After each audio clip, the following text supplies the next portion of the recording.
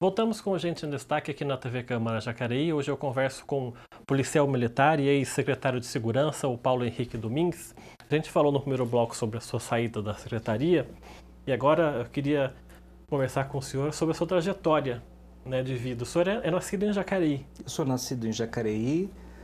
Aos 16 anos eu prestei concurso para a Academia de Polícia Militar do Barro Branco, em São Paulo, e para lá praticamente me mudei, foram 5 anos de curso. Após o término dessa formação, do curso de formação de oficiais, eu trabalhei por mais 4 anos em São Paulo, 4 anos e meio, até que deu-se a oportunidade de eu vir para Jacareí. Vou retornar para o Vale do Paraíba. Jacareí na época não tinha uma unidade específica de policiamento, e desde então fiquei nessa região, Jacareí, São José dos Campos, Jacareí, São José de novo, e retornei em Jacareí já nos últimos postos da carreira para comandar o batalhão. A sua infância aqui em Jacareí, o que o senhor se lembra? Como é que era a Jacareí dos anos 70, que o senhor possa falar para a gente? Olha, eu me lembro muito bem do Colégio Ceni Silva Prado. Eu sempre morei naquela região da Vila Formosa, nas imediações do colégio, e a minha vida era ou jogar voleibol na escola, nos times da escola, estudar, voltar para casa, voltar de novo para ficar assessorando o professor de Educação Física na parte da tarde. Então ela foi muito saudável nesse ponto, Não tive muitas oportunidades, ainda bem, de qualquer tipo de desvio, porque era da escola para casa, casa para quadra, quadra para escola de novo. Então isso foi um período muito bacana da minha vida. E muito cedo, antes mesmo de eu começar a pensar em ter qualquer outro tipo de atividade, com 16 anos, como eu te falei, nós fomos para São Paulo, e a partir daí a gente abraçou a atuação, a vida nessa área de segurança pública. A sua família é uma família muito grande? Muitos irmãos ou não? Não, eu tenho 3 irmãs. 3 irmãs? Eu sou o mais velho de 3 irmãs. Todas moradoras aqui de Jacareí ainda, mas cada um com a sua vida, cada um com a sua família. E ninguém da sua família foi militar ou teve algum... Meu pai. Seu pai é? Meu pai falecido, Meu pai foi policial militar, e eu acho que esse foi o maior exemplo que eu tive nesse sentido.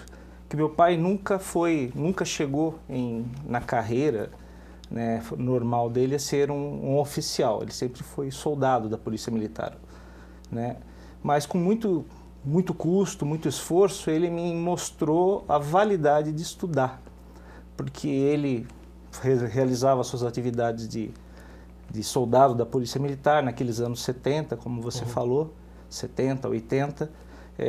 A situação financeira, o que o governo oferecia na remuneração era muito difícil, e meu pai poderia fazer como muitos outros policiais, fazer o chamado bico ou segundo emprego na área de segurança, se expondo. Meu pai teve a feliz ideia de fazer o bico dele, trabalhar com estudantes para a faculdade de Mogi das Cruzes. Então ele lotava 1, 2 ou 3 ônibus de uma aviação que havia na cidade, só com esse transporte de estudantes. Então, se meu pai colocasse 38 estudantes no ônibus, o que ele colocasse para mais era dele, vamos dizer assim. Então, meu pai, com essa brincadeira, ele acabou fazendo 2 faculdades. É mesmo? A partir do trabalho dele. Então, eu cresci, nessa minha adolescência, vendo meu pai trabalhar durante o dia, indo para a faculdade à noite. E isso durava 1, 2, 3, 4, 5, 8 anos. Eu falei, nossa, meu pai nunca acaba a faculdade, Mas ele emendou uma faculdade na outra.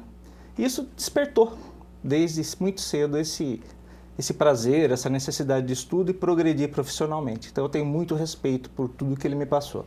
A sua mãe é dona de casa? Dona de casa. E para o senhor seguir essa carreira militar, quando o senhor for falar para ele, qual foi a reação dele?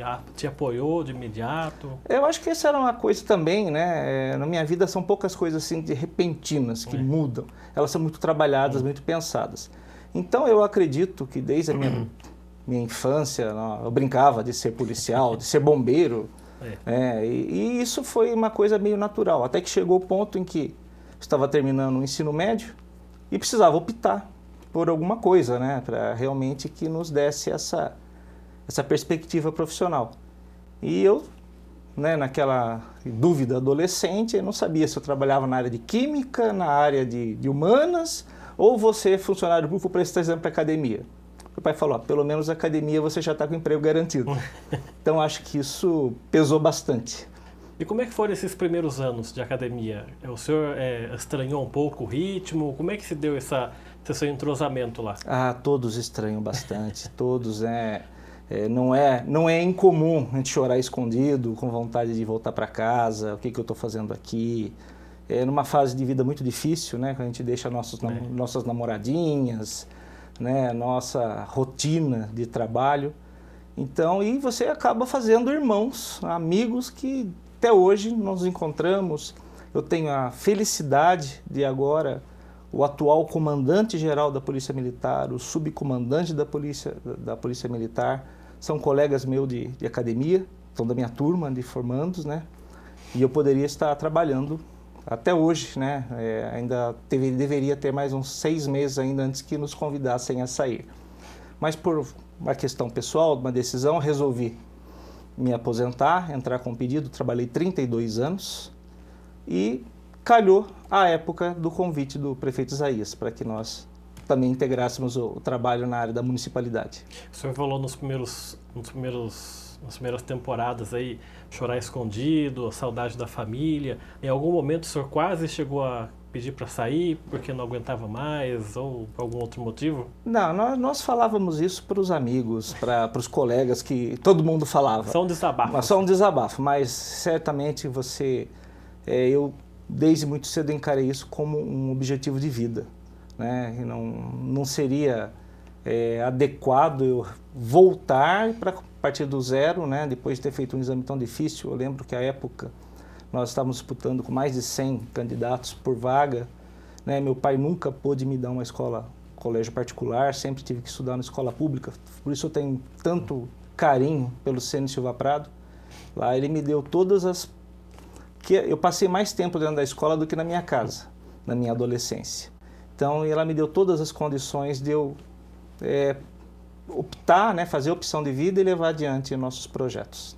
Nesses anos todos de estrada, o senhor ficou reconhecido nacionalmente por conta daquela reação que o senhor teve no assalto a um banco. Esse vídeo já foi mostrado 1000 vezes, o senhor já deve ter respondido isso também 1000 vezes. Uhum. Mas que outras situações o senhor se recorda que mais marcaram? Nem precisa ser sobre o perigo maior, mas alguma situação como policial que mais marcou o senhor nesses anos todos? A minha carreira policial ela é marcada por pontos bem definidos, por picos bem definidos, né? Desde a minha vinda para o Vale do Paraíba, foi uma época bem conturbada, né? Eu estava trabalhando na área de choque da Polícia Militar, no 2º Batalhão de Choque, tinha acabado de sair da rota.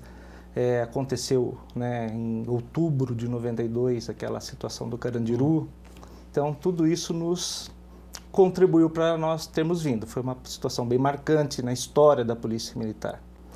Daí já aqui em Jacareí aconteceu aquela situação do Banco do Brasil, em que deu certo, recebi muitos cumprimentos, sei da minha responsabilidade enquanto figura pública conhecida por conta desse episódio, mas hoje eu tenho o dever de até dizer que foi uma atitude errada que eu acabei adotando e que por sorte, por preparo pessoal, eu lutava à época, acabou dando certo.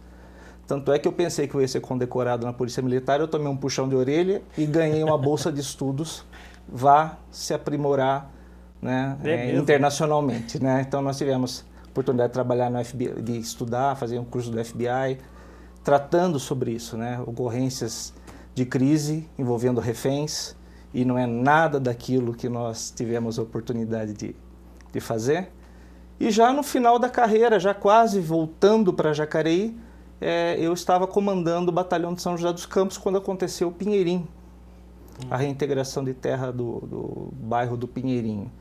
E mais uma vez fui o comandante da operação, fizemos um planejamento de quase 4 meses trabalhando de maneira muito intensa nesse planejamento e foi até hoje, a maior reintegração de terra em área urbana da América Latina.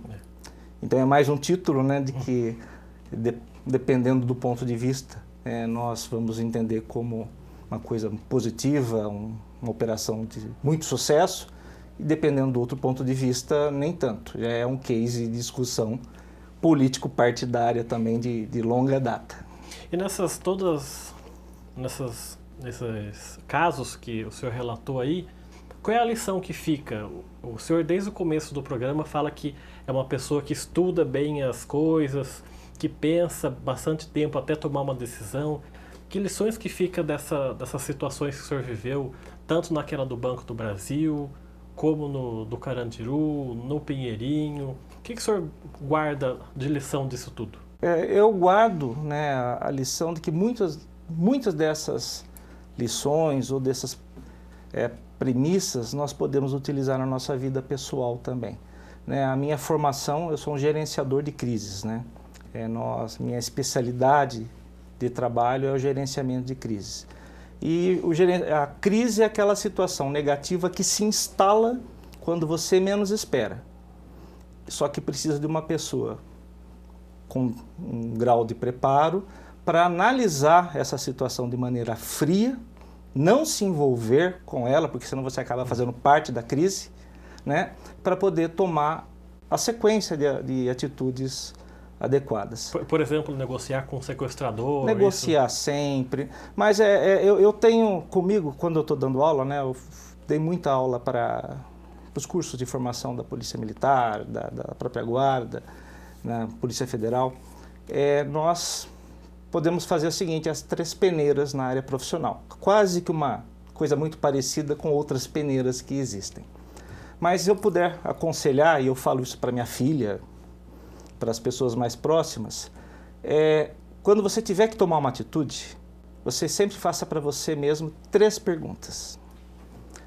É extremamente necessário que eu faça essa coisa pontual, essa coisa incisiva? Segunda pergunta, que você deve fazer assim mesmo.